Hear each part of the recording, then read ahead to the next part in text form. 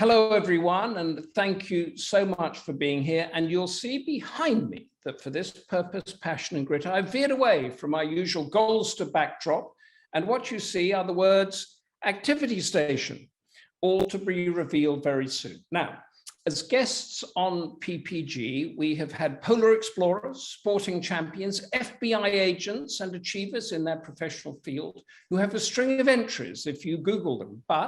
And this is a very big but, our society is made up of thousands of incredible people who get up every day with the aim of making the lives of others just a little bit better or a lot better. Our guest sitting patiently beside me is one of those. All of us most likely have someone in our family and close communities who have what is known as special needs, either through a difficult birth, a restricting condition, or an accident that has made them mentally or physically impaired. And like all of us, they need love, care, a sense of achievement, and interesting activities to give them a quality of life. How does that come about? Or, as many of us might have experienced, why does it not come about?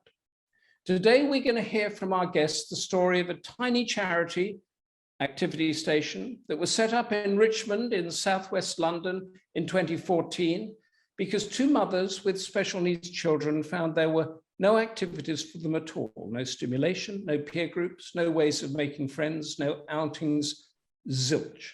And my goodness, did they make a difference? Such that earlier this month, as part of the Platinum Jubilee celebrations, Activity Station received the highest Queen's Award for Voluntary Service. That's the equivalent of an MBE for charities that are truly outstanding and make a big difference to their local communities. To tell the story, our guest is a founding trustee of Activity Station. So welcome, Heidi Mansfield, to Goldster Purpose, Passion, and Grit. Thank you. Lovely to be here. Thank you. It's great to have you here. Now, first up, because in Goldster, we like to start, we don't do any assumed knowledge at Goldster, however much we think people might know things. So let us start with the basics of who could be categorized, or what is a special needs child? Okay, so a child with special needs, different people use different terminology around disabled children, children with disabilities, children with special needs. So a child with a special need can be a child with a physical disability, a learning difficulty, or have a medical condition. Thank you. And any questions, any comments, any experiences of your own, please put them in the chat and Heidi and I will discuss them, and you can discuss them through the chat with us. But what's your job right now? Not your activity station job, which is voluntary, but where do you work right now, Heidi?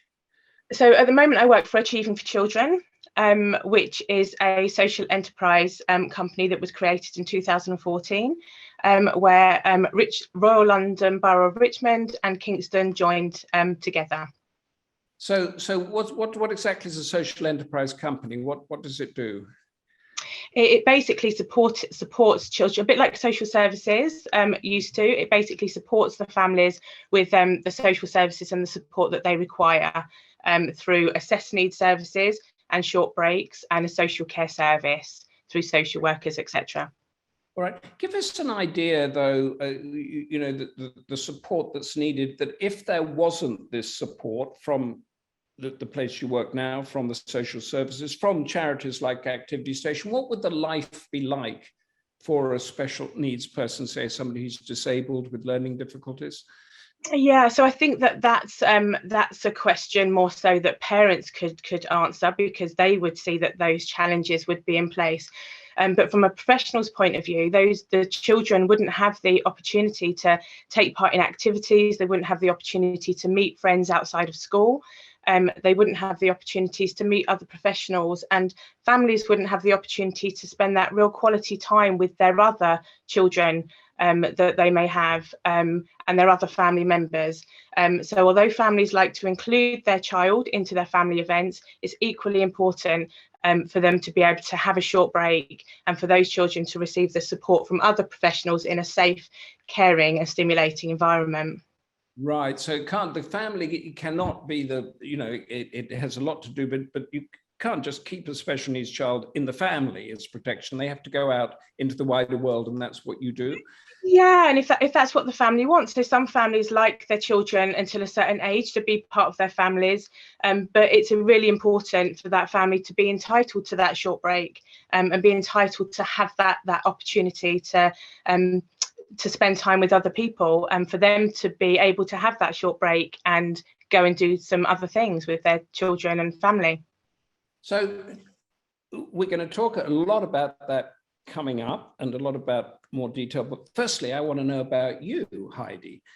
You know, you get up every morning to do this work. How did you get into it? So I was very lucky in my early life to have lots of variety of work experience that I was able to go to in specialist schools and mainstream schools where children were included into mainstream schools. But one of my main stark experiences was when I started working in a children's home for children with learning difficulties. I was very young. And I hadn't really anticipated the complexities of the support that the children and young people needed. There was a wide variety of children and young people, from children with Down syndrome, autism, complex medical needs. And when I entered, it soon became apparent that this was what I wanted to do. I had no idea at the time that it was going to kind of shape my career, but it absolutely was what I wanted to do. And I stayed there for a very long time. What was it? This was the road to Damascus, the eureka moment. So what was it? Was there any particular person or day that you did? I think that on my kind of arrival, I think there was a real stark experience of challenge that I faced in terms of physical challenge, emotional challenge from the young people. And I really wanted to kind of be a part of trying to break that. And I think part of it was around, I was a new person coming into their lives. And in the care industry, sometimes there is a lot of change of staff. And it kind of made me want to be a consistent person, to see whether I could support that child in a consistent way with the team around me. And it's really important that actually nobody can do anything in isolation. It is all about teamwork and partnership working. And there was a really good team in that environment, and we were able to support the children to a high standard. And it kind of just made me feel that actually, you know, young people deserved that consistency of support as they were growing up. And did you, when you said you were very young when you first went in there, and I think many of us that get experience special needs come through this. You were very young. You saw these people with disadvantages in their lives. Did it take some time for you to sort of find the common ground between what they wanted and what you thought they should have, and all this sort of stuff? Not really, because I think it was about working with the parents. So the parents know their children better than any of us.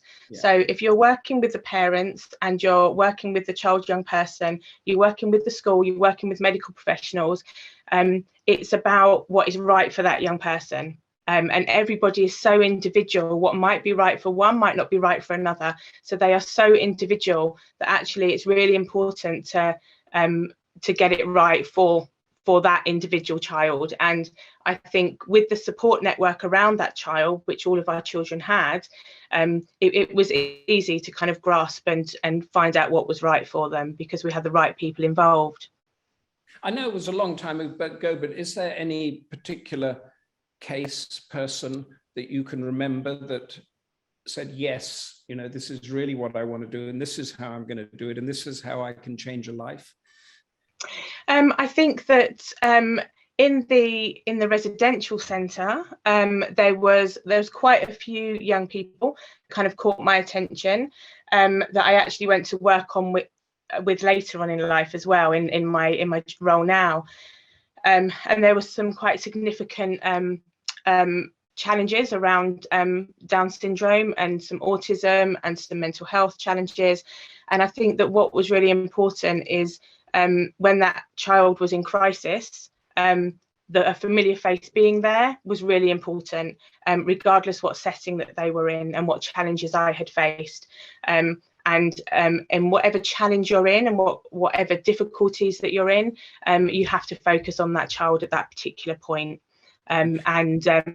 There are lots, too many to talk about in the time that we've got, but there are so many special moments I have from my first starting career, but it was a long time ago. Yes, but you mentioned Down syndrome, autism, and give us, I mean, what is Down syndrome? What is autism?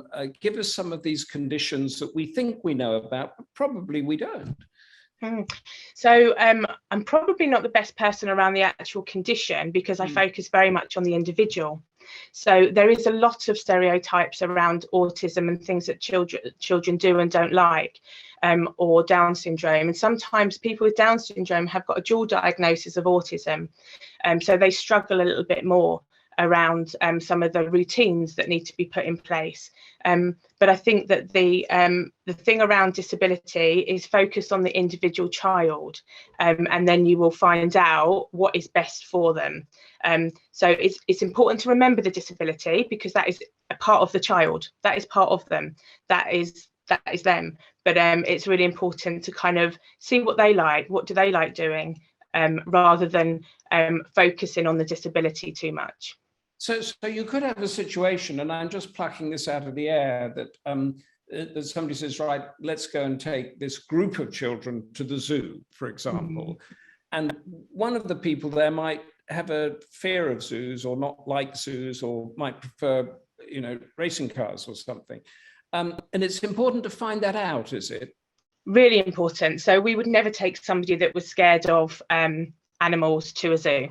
Because that was never going to have a good outcome for anybody, because as much as the child might not like those animals, equally the rest of the group need to have a positive experience as well. And it would be our responsibility as a professional to make sure that that child has accessed something that they would like to do. So for example, we used to look after a little boy who had complex epilepsy around water. He really wanted to go canoeing, so we took him canoeing and we took him on the water. That's what he wanted to do, but with the activity risk assessment and the professionals surrounding that, we were able to make that possible. So it's about making things possible and doing individual things for children and young people. That is incredible. Now we've got some photos and a video coming up of Activity Station, and but give us, let's stick with your day job for the moment. Is that the right word for it? Your day job. Yeah. Tomorrow or yesterday, give us an idea of what you did with the children that you did. You don't have to give identities or anything, but just talk us through your day. Yeah, so if it is a day where children are on site, so a holiday or a weekend, children might go off to an activity to Kew Gardens, they might go to the cinema, they might go bowling, they might go to the wetland centre. They may do an activity that they like to do, whether that's an outside or an indoor activity. We have done climbing and caving before, and taken children to a variety of activities. But part of my job also with my amazing team in the office is looking at risk assessments, behaviour support plans, making sure that we've got the right medical care plans in place. Without any of those things, the activities are not possible. The correct and safe care is not possible. So that background work around making sure that we can provide a safe, fun and stimulating environment is paramount. And of course, I guess it's easier if you're, not of your mindset to say, well, it's too difficult, so we'll just put this young person in front of the television. That would never happen. Yeah, we would not do that. No, no. If a child, the more challenges and barriers that are in place, our job with the team that we work with is to break down those barriers and make sure that it is something that they can go to. And if a family has got other children and they want to go to the cinema, maybe they want to get to a place where they can take their disabled child to the cinema. So actually we might start by exposing them to those environments, and then later on they might be able to include their disabled child with the family event. So we would kind of work with families to try and have that exposure to certain things so that they can enjoy a family session together. Right. So you would familiarize the young person to the cinema, and then the family can go as a family without the professional, you being there, because yes, I think do that. Yeah, it can be scary for a parent to do that the first time, potentially, if it's if it's something that they've got other children to care for at the same time. They want to know that their child might be okay in that environment. It's incredible, actually, when you think about going to the cinema or bowling or some of the things you said, is that how we take it for granted. And yet for one person to go out there, you have to do all these checks and have the team around to make sure it's safe for them. Mm. Yeah.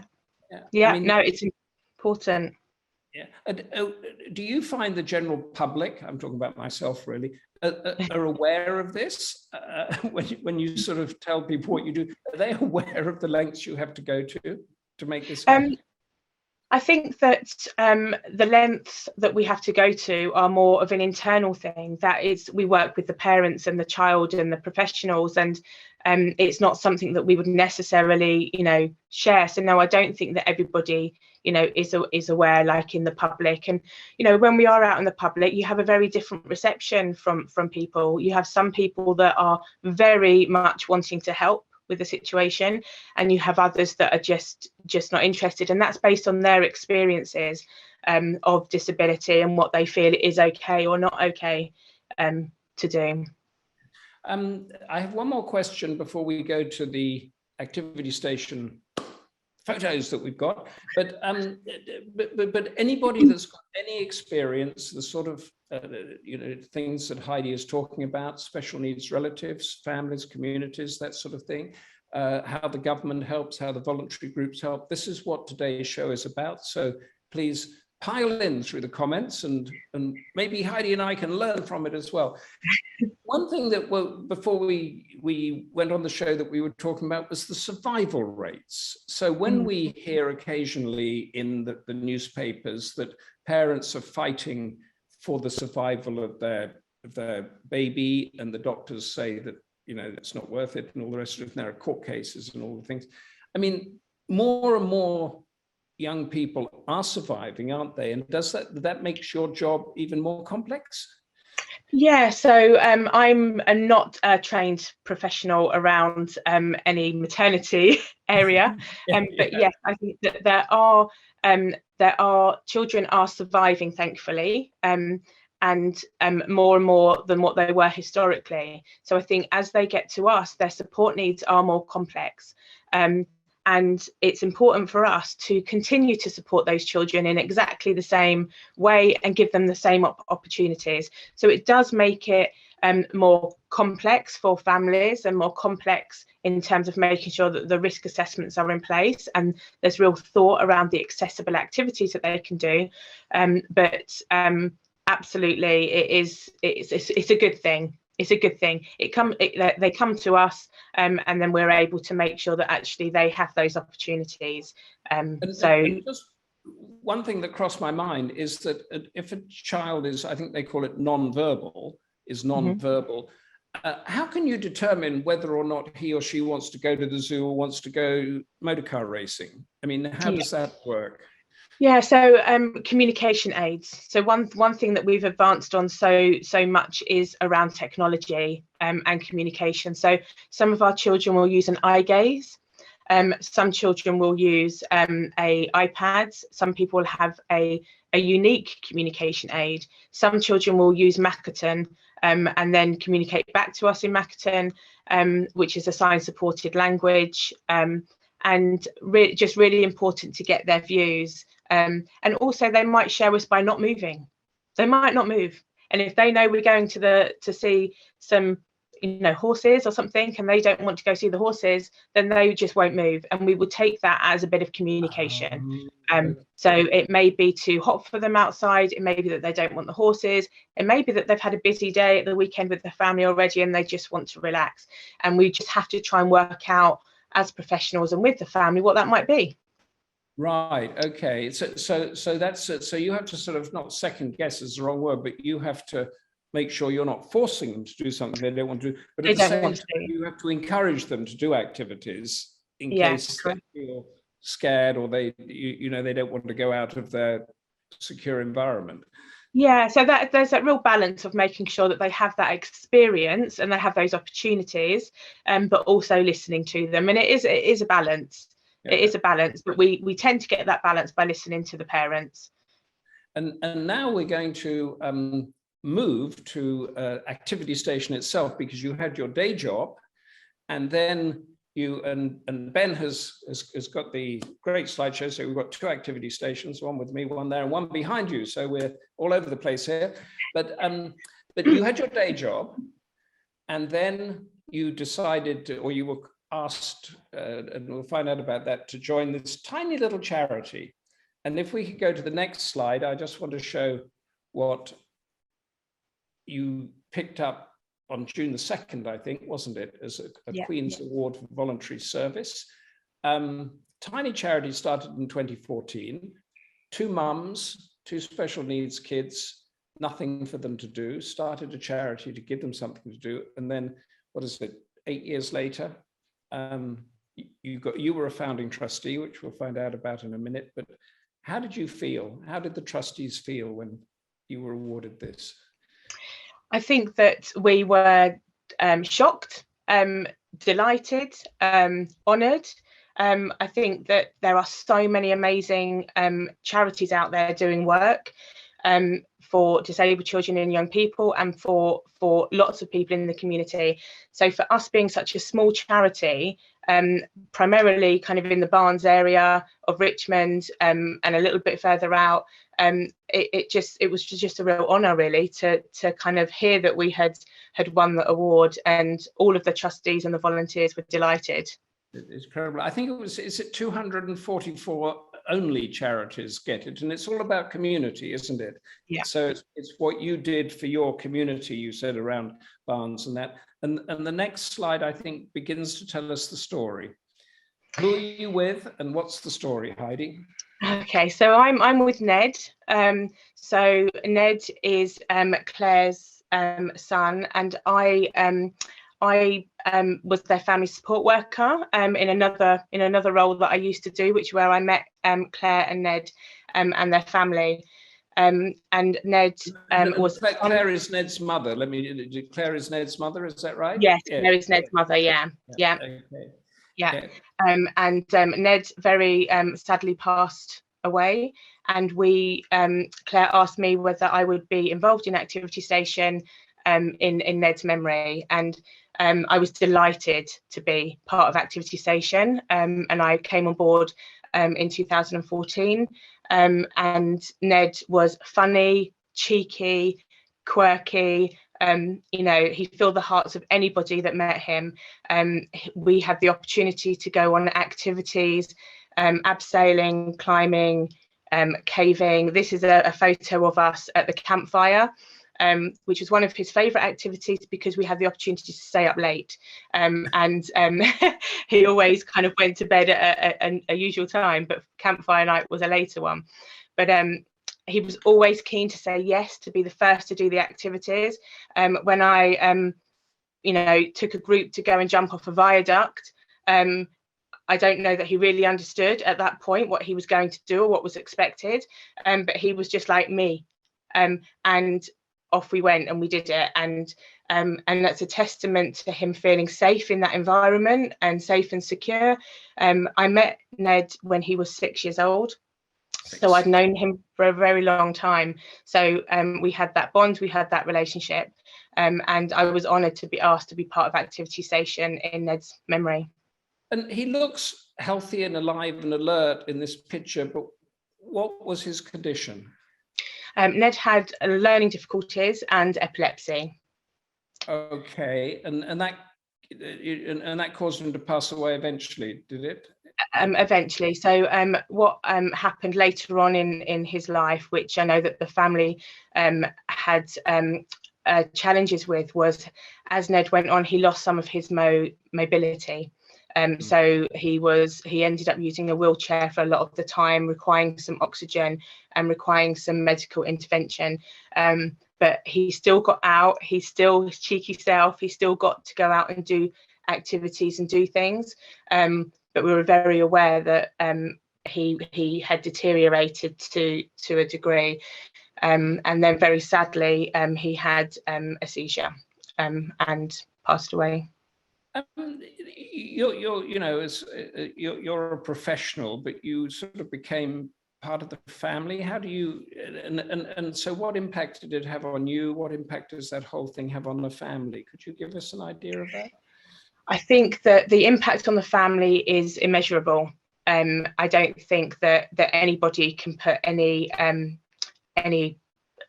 value on that, really. It's with you every day, from the moment that the family got the phone call, or a family gets the phone call. It's an immeasurable experience. I think as a professional, you know that young person. You've known them for a long time. You've had all of these experiences and all of the amazing experiences.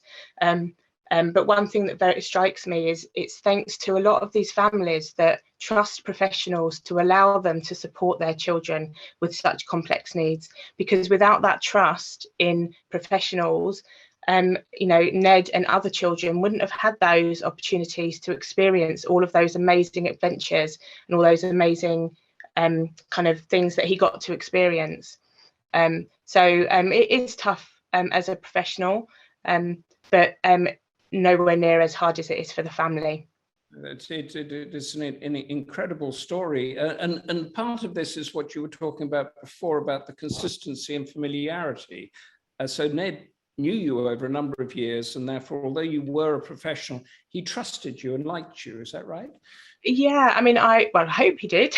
Yeah, I think that I don't think that he would have been, yes, I'll jump off that viaduct first, if he didn't feel that trust. You don't just go and spend time with a child for a day and then go and do these activities with them. It's really important. We have to make sure that all children are aware of stranger danger, aware of who can be trusted and who can't be trusted.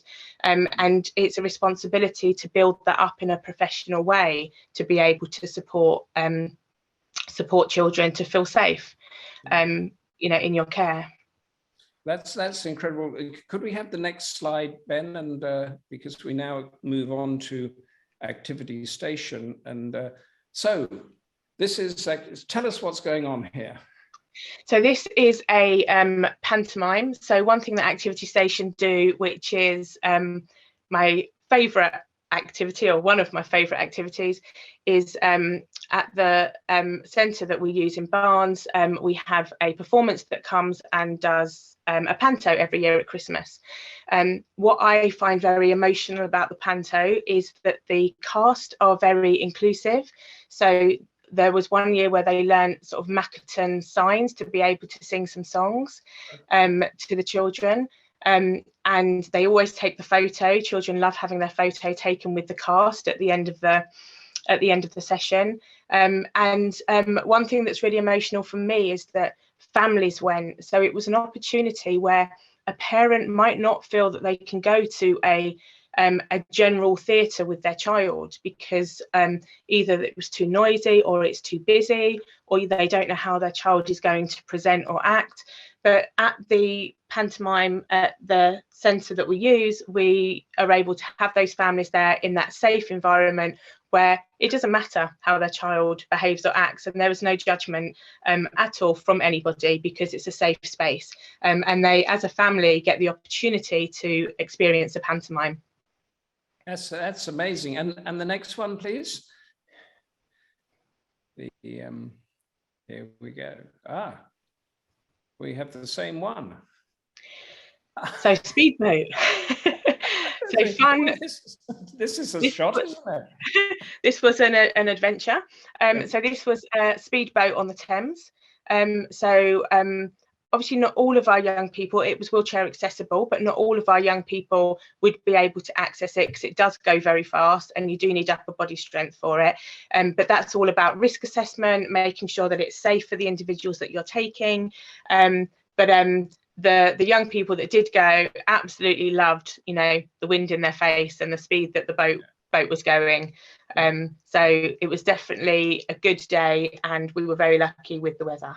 Good. And this, when you talk about upper body strength, this is so a wheelchair person can have upper body strength, or it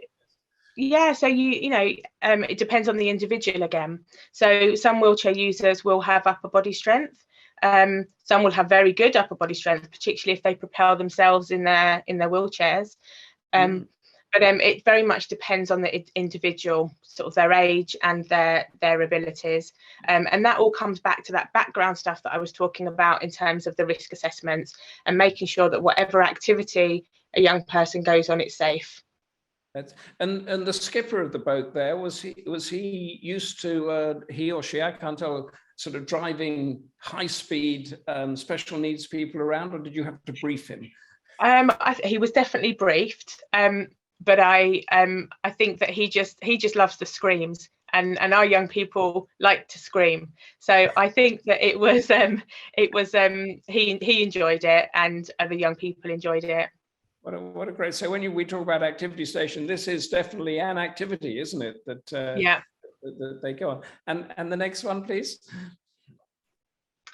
So this activity was taken at High Ashurst. So High Ashurst is an outdoor centre which caters for schools and various residential groups, and they have accessibility, therefore, in terms of climbing. They have accessibility in terms of the high ropes course, the low ropes course, etc. So we had a day there for the children and young people to experience all of those activities. And the activities are a little bit of a means to an end, because yes, it's great if they can climb halfway up. It's great if they can take 2 steps up. It's great if they can go all of the way. But one of the main things is teamwork. So it's about encouraging your friend to hold the rope, encouraging your friend to go 2 steps, and each step is an achievement. So regardless, even if a child goes up and touches the wall for the first time and they haven't previously, that's an achievement, and we shouldn't take that away from them. So it's not about being able to go and do the massive climb or the massive jump or whatever that might be. It's just small steps, and it's all individual, and it's about the group working together as a team. And does everybody there understand that? And so that if you do just touch the wall and you can't go any further, they understand that that's an achievement and they applaud them and everything? Or is there a sense of... So it's up to their friends, their peers, and professionals to make sure that they understand that what they have done is an achievement, and they should be very proud of what they've done, and that next time maybe we will do a little bit more, but when we feel more safe and we feel more comfortable. Yeah, and each of these, because there must be, I'm not counting them, but there may be a dozen people, each of them is, as you say, very carefully risk assessed before they actually step into this. It's a wonderful outdoor centre, isn't it? It's got lots of things going on there. It's got lots of things going on, and obviously they're a very well-known centre, the risk assessments for each individual and the activity are in place to make sure that it is safe and fun. Amazing. Yeah, amazing. And next one, Ben, please. Archery. So a general park trip. So this is a bit of an archery kind of throw the ball. Once again, this is teamwork, but also it's about young people getting some physical exercise, getting out in the fresh air, getting some exercise, and having a general play. So this is a general activity that would happen on a regular basis to be able to kind of, get them outside and try and get in the middle. I see that there is a ball in that middle, actually, so someone's done pretty good. Somebody hit the bullseye there. Somebody looks as if they've got a mini golf club there, and so there's all sorts of stuff going on. Now, I mean, the reason activity station was set up was that there were no activities around for the people. So is that the case? Is that a small local charity has to be set up in order for the young people to get this sort of outings? I think that what's important is for there to be a variety. So there are different places out there providing different activities, but there shouldn't just be one choice because somebody has a disability or a family has a child with a disability. They shouldn't feel that they have to go to a particular centre or a particular venue. There should be a variety. So when we go out, we decide, do we want to go bowling, cinema, swimming, to the theatre? We decide what we want to do. We wouldn't want to get up on a Tuesday and go, we have to go to the cinema today because that's the only activity that's happening. So it's about making sure that you know, throughout the borough there is a variety of activities, but yes, the work that Activity Station does is great in terms of, obviously we've done the online element now as well, so we've been able to reach people that haven't been able to access our day activities because they live too far away, but they have been able to access the online sessions, which means that we've met a broader cohort of people that have made friends, and those friendships and peer groups have actually you know, flourished into something, and they've met other people through Activity Station that they can go and do activities with.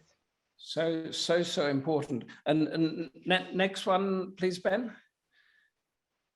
And so this is a similar activity in the same location, a bit of golf, bit of bowls. This is a general same activity as before, really, just in the same place. It's a great outdoors. I'm not sure, I can't remember how many still pictures we've got on this, but we're about to come to a video. It might be this next shot, or it might be the other one that shows the whole. No, this is dancing, is it? This is a dance session, yeah. So we do the Sunday session where we're either doing online dance and drama, or we were doing face-to-face dance and drama. One thing that's really important for our young people as well is the physical exercise, for them to get the opportunity to be physical and be creative. You know, we have some amazing young people with such creative skills, and it's really important that we explore that with them. And identify that individual skill in that young person, as we were talking before, you know, not just saying you're going to do dance, you're going to go to the zoo, you're going to go and do archery. It's what do you want to do and how to get the best out of you for it. Absolutely. Yeah, that's and on please. Here we go. This is a video which is going to explain Heidi's work.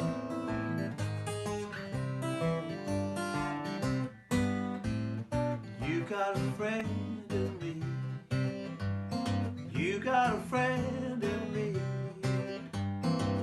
If the road looks rough ahead, and you're miles and miles from your own soft bed, just remember what your old pal said. You got a friend in me.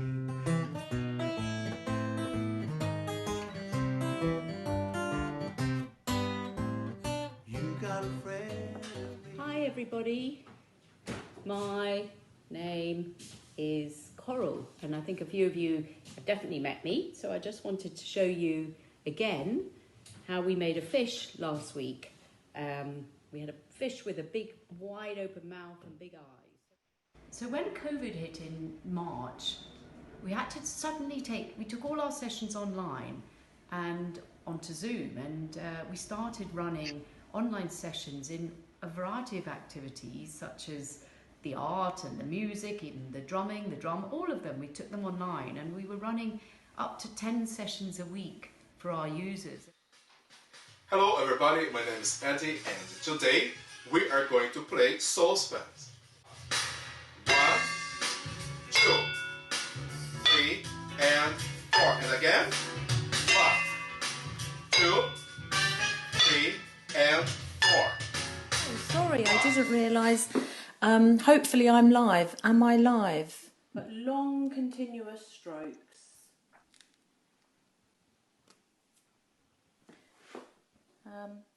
And if you want a stronger colour, there's your paper. You can pick up more pigment as you go. Remember, you are overlapping a third as you paint. You got a friend in me. Now some folks might be a little bit smarter than I am, bigger and stronger too, but none of them is gonna love you the way I do. It's me and you.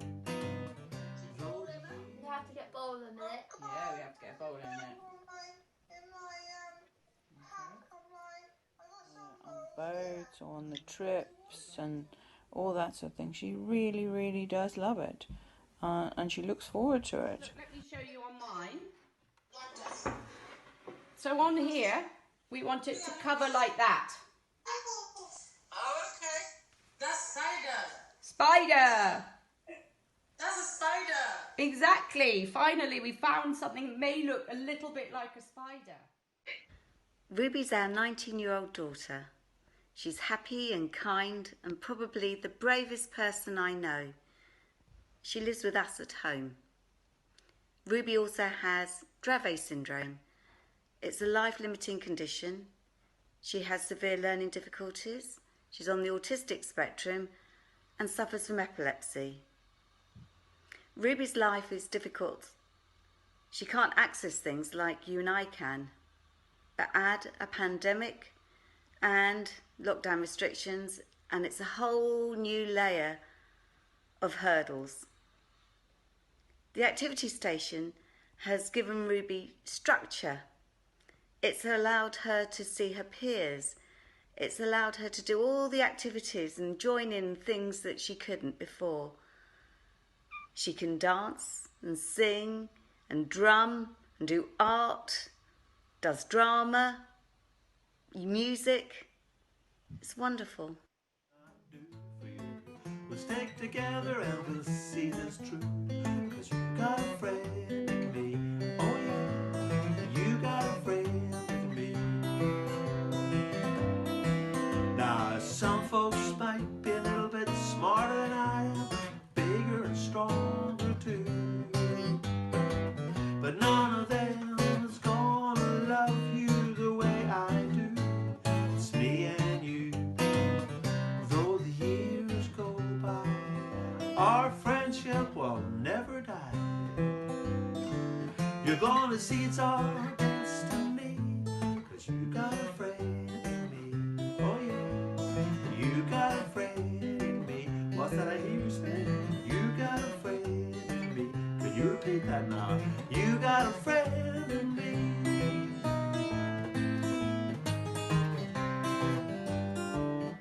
Oh yes you do. If she's happy, we're happy. Thanks, Activity Station.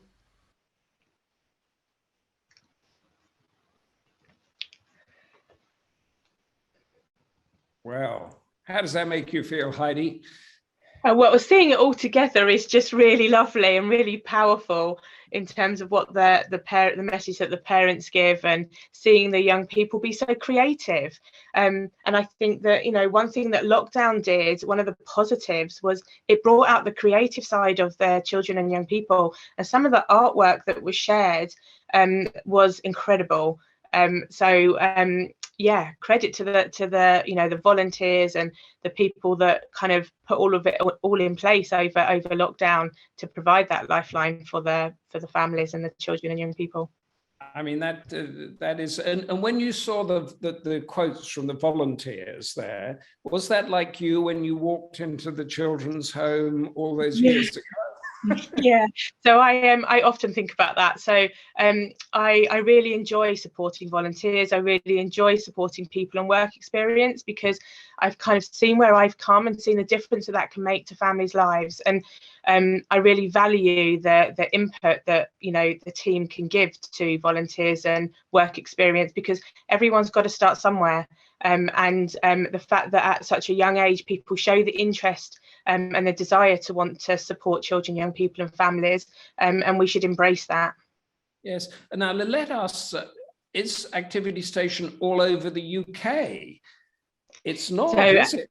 No, Activity Station is just us in Richmond. It is just such a small charity based in Richmond, provided by a group of amazing trustees and amazing volunteers, and attended by amazing young people. Just to explain to Lilette and everybody there is that we picked a small community group because Activity Station won the Queen's Award, and it was about local community charities. But one can presume, although you and I don't know, is that there could be similar activity stations all over the UK. Are you linked up with any? Do you know of any other ones? We haven't linked up with any other activity stations, but we know that there are other charities out there doing similar things around the UK. But then we haven't linked up with another exact activity station. Yeah. And is the need, you know, we talked about the pandemic and people coming out of it. Is there more a need? Is there less a need? What is the situation at the moment, do you think? I think that everybody is in a very different place with where we are since coming out of lockdown. So everyone was on a different journey in lockdown, and a lot of people now are on a very different journey and a unique journey now in terms of coming out and how children feel and families feel about being kind of getting back to the new norm. I think that there is more of a need now because parents have supported their children in exceptional, you know, unprecedented circumstances, this now is the time to kind of continue to kind of support them to kind of have those activities and those short breaks. And what impact do you think the pandemic had on your day job, people that you deal with, because they were sort of locked down, unable to do anything for months and months on end? So my day job didn't stop in lockdown. My day job expanded and became more because we didn't stop. So we continue to support families in their home. So although we weren't able to have groups together mixing, the amazing sessional work team, the home community team continued to go out and support families in their home as much as possible, providing the family wanted us into their home in those unprecedented times. But so the work became more in depth and more challenging, but it was about making sure that we continued where possible to support the families that needed that support. Now, I don't want you to blush, but we have what I think is anonymous because it just says it's from iPhone. And you would know who this person is, but we don't, but I want to read it anyway. It says, Heidi was one of the most important people in supporting my late brother and our family throughout his life. The positive effect she had on our lives was indescribable, but the effect she had on Spencer's life in helping him grow into the mature, hilarious, and confident young man he became was ineffable. We are all eternally grateful to her and so happy to see her and all the organizations she supports getting the recognition that they so thoroughly deserve.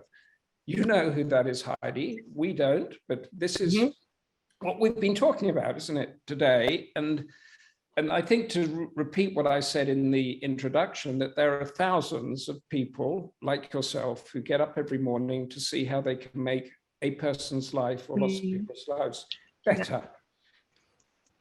Yeah, and I think, so I feel a bit emotional. I think that it's really important. So that has come from a sibling. And I think it's really important that we don't forget siblings in the support that we provide to our families. No, that's so. What we're going to do now is give you a 2-minute break because we're going to tell people what's coming up on Goldster, and then I want to come back to you because there's some specific questions I would ask you about yourself and Activity Station. But anybody else got any other tributes to Heidi, to special needs carers, to anything like that? Put them in the chat, and we will reference them. But I have to just check my notes here as we're going on. We have coming up in Goldster's shows, Purpose, Passion, Grit, and Book Club. And I haven't got the right one here. Here we go. It's June the 16th. Lucinda is with Leslie Thompson, author of the Detective's Daughter series and her latest book, The Companion. That's an Agatha Christie-esque standalone set in a stately home and close to which a serial killer is on the loose. And then the next day, that's June 16th, I'm with Victoria Schofield, the acclaimed military biographer and a university friend of the late Pakistan Prime Minister Benazir Bhutto. Victoria is going to take us inside Asia for a fascinating hour and tell us about her relationship and friendship with Benazir. And then on June the 21st, the great Rosie Stancer in Purpose, Passion and Grit is is with Stephen Jones, expeditioner and logistics whiz, including the field ops manager of an ice station in Antarctica. June 23rd, Lucinda is with Victoria Patton Bacon, the author of The Remarkable Journeys of the Second World War and The Remarkable Women of the Second World War. That's a book, not books, not Purpose, Passion and Grit. And then on June 24th, our book of the month is with me, George Orwell's Animal Farm, where animals take over government from the cruel and egotistical humans. And everything ends up, well, we won't go into that because it could get too political given our present political situation. But it's a thin book, so pick it up, have a look at it. It's very relevant to our politics. And join me for a Goldster book conversation. And now, Heidi, we are back with you again. You are center stage. Agatha Christie's era, 100 years ago or so. What would it be like for a special needs child then? Do we have any concept of how it's changed? I don't know for sure, but I would anticipate that it was something around children who aren't able to propel themselves in wheelchairs. So there were children, young people probably had less independence. That we didn't have the technology that we have, so children probably didn't get heard as much as what they do now. And the only little bit of experience that I have of kind of going back in time is that my goddaughter was on the set of Sex, Drugs and Rock and Roll. And she's a full-time wheelchair user, and she had to get out of her chair, her fancy dazzy chair, into a chair that they used in those times. And suddenly she was like, but I can't push myself. Somebody has to push me. So it was a real stark experience of actually the clinical environment that back then that potentially children and young people faced.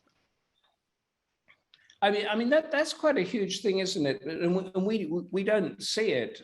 Is that if you self-propel, you have control, but if you're pushed, you always have to ask somebody else. Psychologically, that is a huge thing, isn't it? Yeah. So independence is a huge thing for young people, and it's about trying to encourage that independence as much as we can, and making sure that actually working with professionals, we can enable those young people to be the best that they can be. Mm.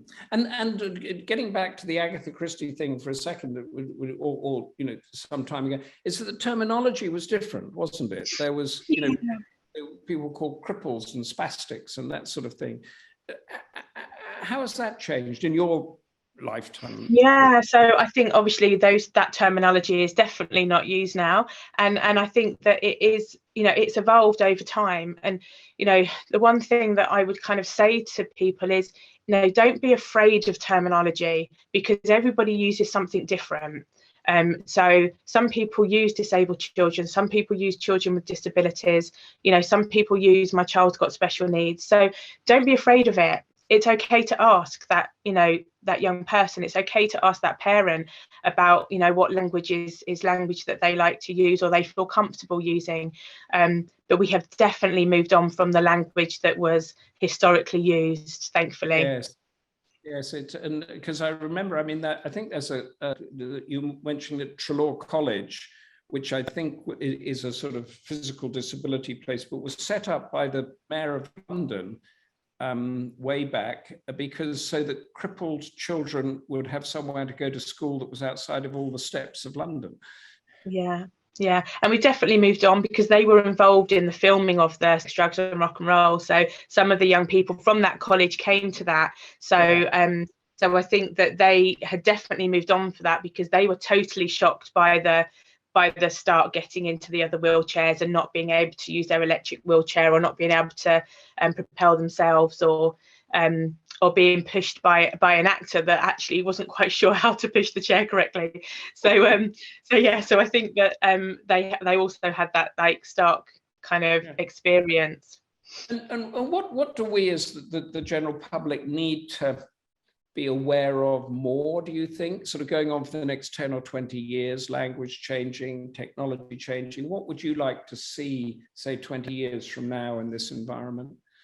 I think the conversation being had about disabled children and young people and their rights, and how they can partake in activities and increase the knowledge and the training around professionals and people being able to support children and young people with disabilities. It's about knowledge. It's about keeping the conversation open. And not kind of, you know, hiding away and kind of going, okay, I don't know what to say, I don't know what those answers are, I don't know those questions, and it's okay to not know, but it's good to ask. Yes. So your takeaway from this, your one lesson to us all, is don't be afraid to ask. Don't be afraid to ask. Yeah. But don't turn your back and say it's all too difficult for me. Yeah, definitely. Don't turn your back, and enjoy the challenge, and enjoy the journey, and, you know, be able to, you know, you'll be surprised what difference you can make to somebody's life, and everyone has that ability to make a difference to somebody's life, no matter how big or small that difference is. And is that awareness that you're talking about now, is that throughout government, through the local, you know, the local borough that you're connected to, and is that do you have to push it, or is it a natural sort of evolving? I think it's natural and evolving, and I feel very lucky to be surrounded by people that have got the same or similar thought processes around moving forward. Whether that's in my everyday job now, whether that's with Activity Station, everybody has the same aim about moving forward, progressing, learning, and experiencing new things. So I feel very lucky that I'm surrounded by people that want to progress and want to learn and want to change the way that we, you know, we work and move forward with that. And when we see the politicians debating this, it all seems to come down to money, and they mention they're spending X billion on this and whatever, but it's not about money, is it? It's a lot of it's about mindset. It's mindset, and a lot of things, yes, do cost money, but it is about mindset. It's about the, you know, the difference that you can make to an individual, that, and something doesn't have to cost a lot of money. It's about just getting it right and just chatting to young people and making sure that the families feel supported, making sure that, you know, the siblings that are kind of spending every day protecting their, you know, brothers and sisters, that they also feel that they've got quality time with their parents, as well as, you know, quality time with their, you know, brother and sister with a disability, and making sure that actually, you know, they're involved in that process, because they are important part of the family, and they need to be, you know, within that process and that thought process about moving forward. That's now, so now that we've encapsulated all that, and you have a wonderful tribute from the anonymous iPhone, which was corroborated what you did. But Activity Station, what next for Activity Station? Are you planning to do just bigger and better, or just better and better? I think that we pride ourselves on being a small charity, to make sure that we get it right. And we will move forward when the time is right to become bigger. But one of the things that is really important with Activity Station and getting it right is the trustees, the families, the children and young people supporting with making those decisions and kind of how they want to see Activity Station move forward. Because Activity Station wouldn't be anywhere without our families, the children and the young people, and the constructive challenge that we have in the, you know, with the trustees, to make sure that we are all kind of wanting to move in the direction of travel that we are, and that's invaluable in making sure that actually Activity Station moves forward in a safe, slow and a constructive way that's right for our families. Too big too fast, and cherishes. Yeah, you don't want to get too big too fast, because you want to make sure that safety is our ultimate thing that we have to be kind of on the ball with. And I have no doubt, and we've had conversations about where we want to go with Activity Station and where we want to see it be in 5 years time, 10 years time, but we have to do that as a team, No one works in isolation. It has to be a team effort from the trustees and the children, young people and families. And I have no doubt with the determination that the volunteers and the trustees have, Activity Station will move forward in a successful manner and be even bigger and better than it is now, if that's possible. That's brilliant. We'll see you at the Oscars or something coming up. But before we go, we're almost on. Emma says, and I must read this out, what you and your team are doing is beyond words. You are pillars of the society. Thank you for educating me on terminology. Wishing you all the best in what you do. Thank you so much, Heidi. Our time is up. Alas is up, because I could go on for further. Thank you for that testimony that came in from the anonymous iPhone. And Heidi, thank you for all of Activity Station, those trustees sitting on your shoulders, because you're not talking in isolation, I hope. And your quiet, solid, charitable way that makes life better for those around you. And let's hope there are hundreds of Activity Stations throughout the country doing the same thing. What a wonderful hour you've given us. Until Thursday with Lucinda, Leslie Thomas, stay active, everybody, through Activity Station. Stay involved. In fact, I can show you, you can Google Activity Station and you can go to the website there. It comes straight on up there. A wonderful hour. Stay active, stay involved, stay curious, and check out your local children's special needs charity. They might need your help. Stay Goldster, and above all, stay safe. Bye, Heidi. Thank you so much indeed. Bye, thank you so much. Thank you. Brilliant. Bye-bye. Bye-bye. Thank you.